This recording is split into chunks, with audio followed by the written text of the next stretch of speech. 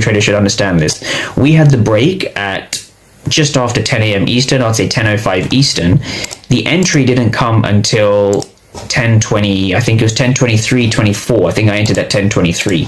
The short didn't commence until here, right? And obviously my target was a 2R or whatever it was, one point, I think it was 1.8 I caught, 1.8R. So if you just take a look at this setup, look at it carefully and ask yourself, what makes it valid? From all the knowledge you have now, what makes it valid?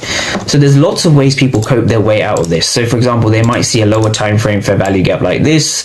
I know some traders rely on SMT, SMC. A lot of it is just lines, right? Lines and patterns. But what gives you the confirmation to actually determine who is in control at this level, right? So it's order flow that tells you who's in control, right? It's very difficult to see otherwise who's in control, right? So what you've had over here is a very, very classic break, and we've had a retest at this level. We had multiple retests at this level, right? So the reason I say that is because we had obviously a 1 minute fair value gap here, but we had this is our high of the retest, so we're going to be focusing here, but we're also going to be focusing here as well inside of this fair value gap, right? We're going to be breaking this down. Now, what made this short trade valid, right? Why was this a valid setup?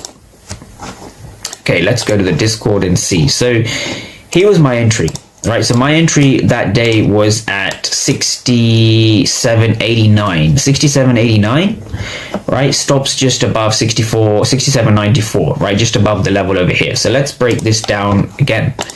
So now what we're going to do is we're going to focus on the initial bounce. This was the highest bounce. I call this the retest rejection. So price wanted to retest the level or retest the area.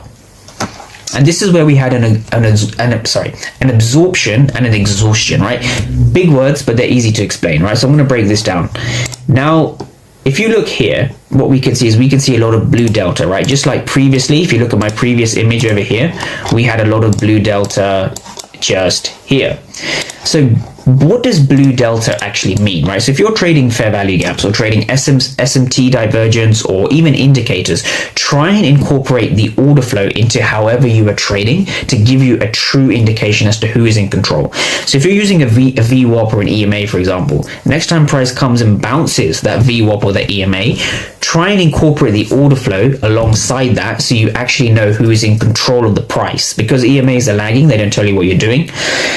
Support and resistance themselves, they don't give you too much context unless you put the accurate context to it, which is what we're going to go through now, right? So I'm going to be breaking down a few delta outliers. I call them delta outliers because delta outliers are essentially areas on the chart which are highlighted in dark, in this case dark blue. So 351 for 595, 305 for that says 624, and we also had over here 67 for 412. But if you just focus on these two over here, which corresponds to this region here, aggressive buyers are trying to drive price higher, right?